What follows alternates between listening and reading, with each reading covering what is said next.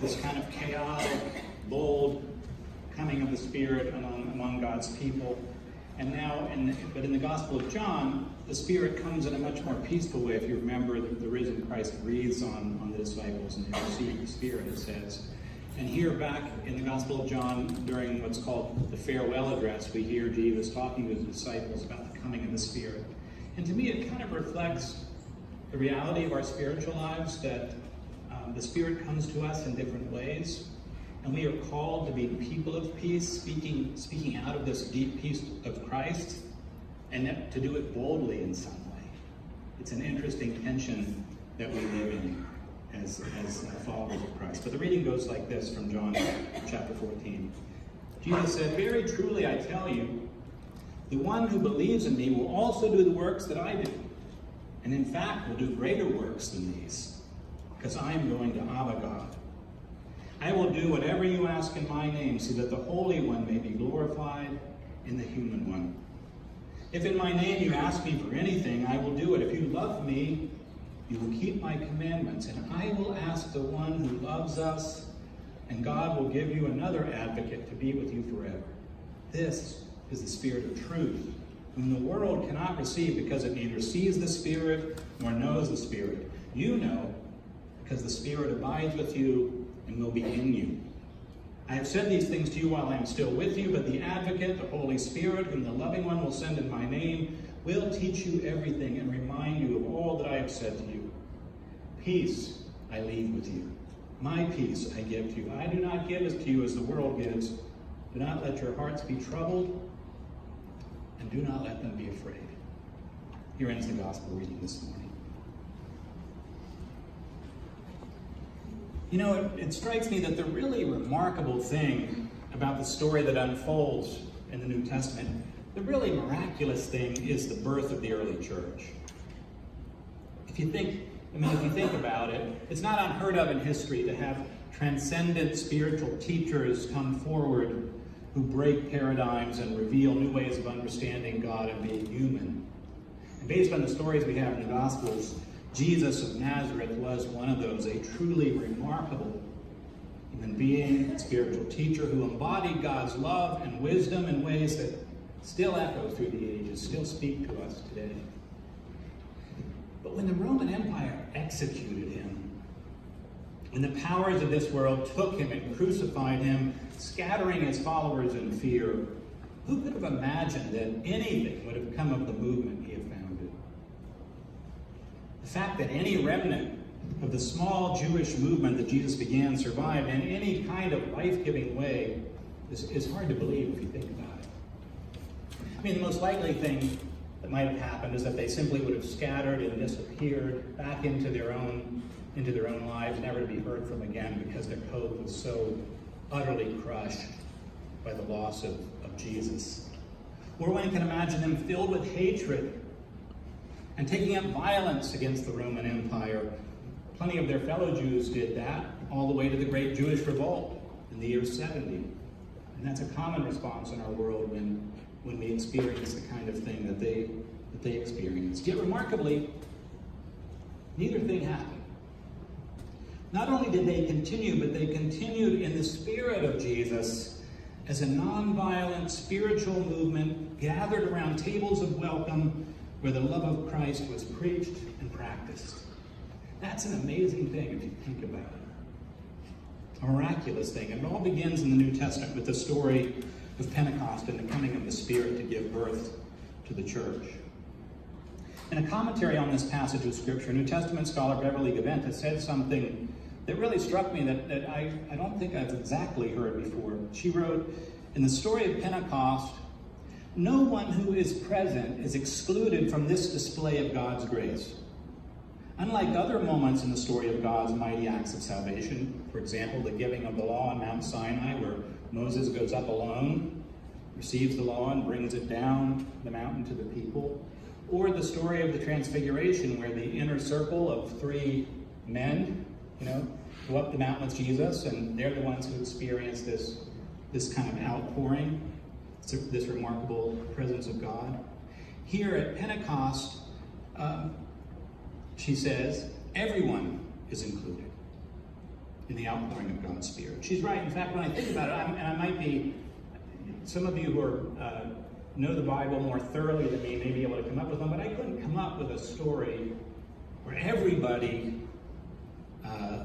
experienced the outpouring of God's Spirit. It always seems to be a priest is anointed, a prophet is anointed, a king is anointed, a warrior is anointed, a group of people is anointed, and here at Pentecost, something truly new happens. Everyone is included in the outpouring, regardless of their station in life, their nationality, and really, as far as we can tell from the story, even regardless of their faith. The Spirit is poured out on them. Gaventa continues, in the story, the tongues of fire rest upon each of the disciples, not just Peter, not just a couple.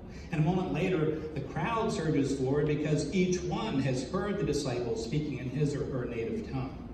And the inclusiveness of the moment, she says, is emphasized by the list of places where they all come from, which traces a wide sweep through the known Greco-Roman world of the time, from Egypt to Rome, from near India out in Parthia, east to Libya in the west, in Africa, and from Judea to Mesopotamia. It was the entire known world where these people came from.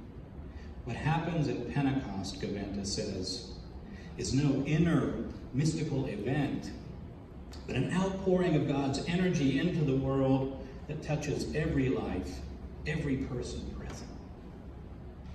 And it is that event, that Spirit, which gave birth to the church.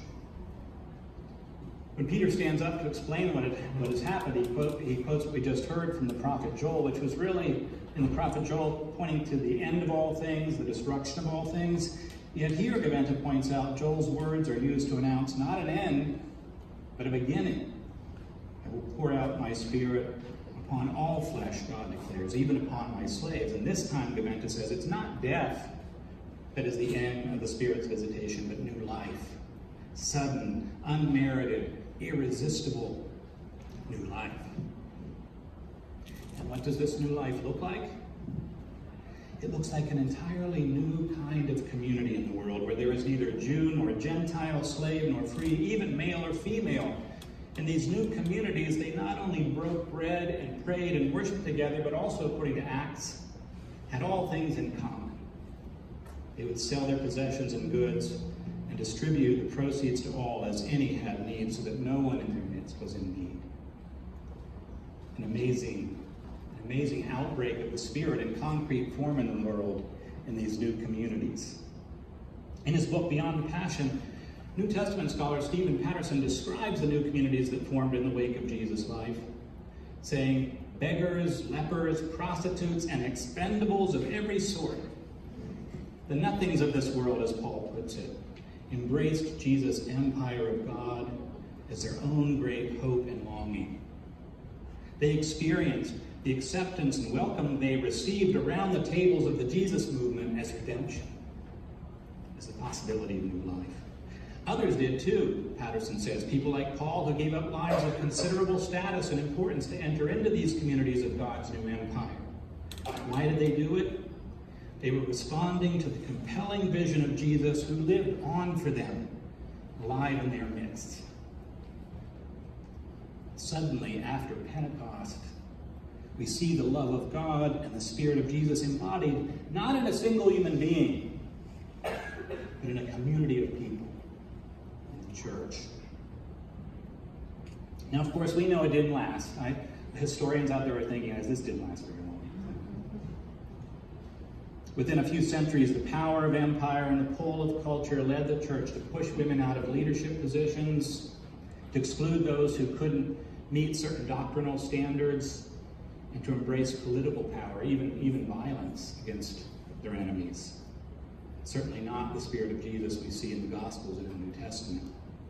Yet that spirit and that vision of a new kind of community didn't die. That vision of a new kind of community, radically open, courageous in compassion, bold with forgiveness, fearless in proclaiming and practicing God's love, still comes through in the New Testament, and that spirit still speaks, even in our midst today. And I think when you look back through history, you do see it breaking out from time to time.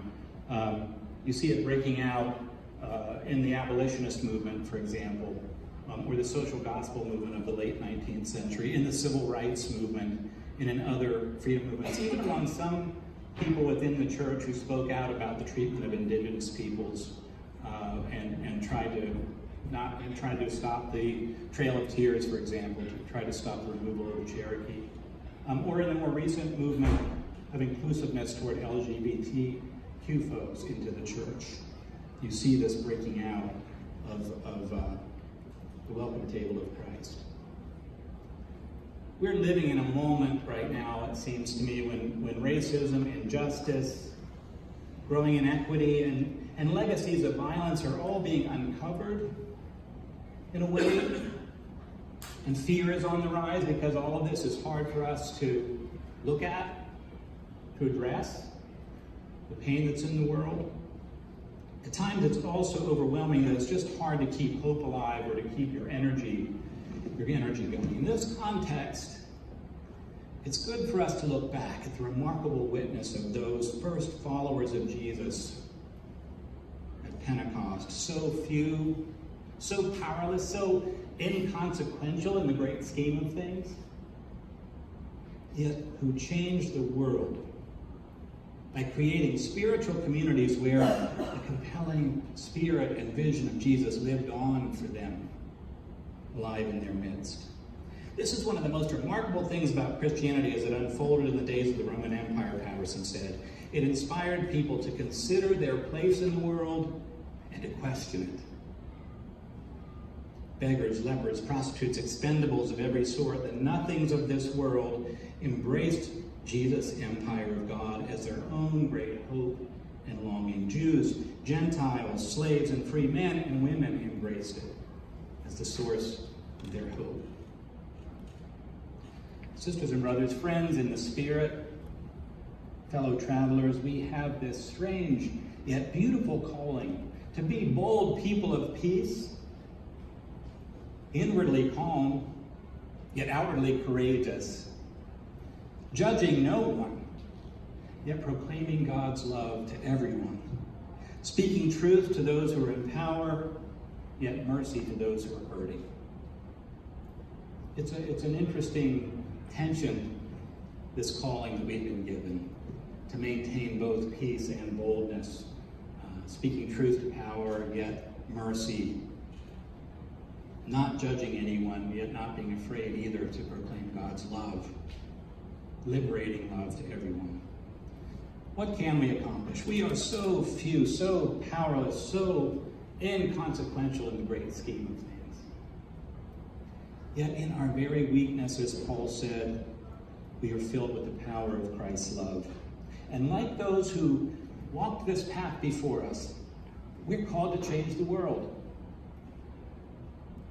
Small step by step, by creating communities of love in our homes, in our church, in our country, out in the streets of Knoxville. Communities of love and compassion where everyone is welcome. Whatever it might mean to say that Jesus is alive in our midst, writes Stephen Patterson, it must above all else mean that Christ still offers us somehow the possibility of a new kind of empire, God's empire of love, and an invitation to a new way of life. Perhaps if we listen closely, we can still hear it in the distance, a sound like the rush of a mighty wind, or a fire being kindled in the world, and many different voices whispering in strange tongues, and all of them speaking to us with one voice, calling us to speak boldly the peace of Christ and to live boldly Christ's love.